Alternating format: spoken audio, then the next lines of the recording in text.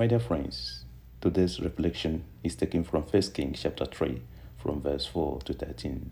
Solomon prays for wisdom.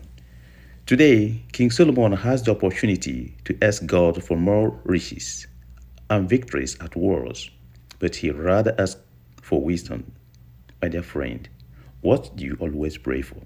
Riches? Successes? Knowledge? Think again.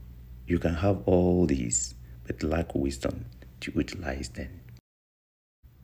Hoy, el rey Salomón tiene la oportunidad de pedirle a Dios más riquezas y victorias en las guerras, pero más bien pidió sabiduría.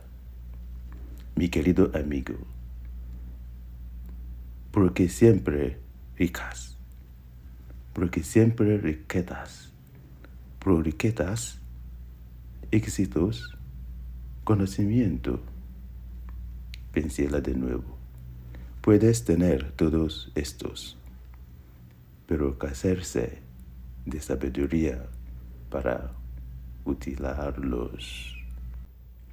Tata, eze Solomon nwere ohere ịrịọ Chineke ka ọ banyekwuo ọgaranya ma ọ bụ nwetakwuo mmeri n'agha, mana ọ rịọrọ ya maka onyinye nke amamihe.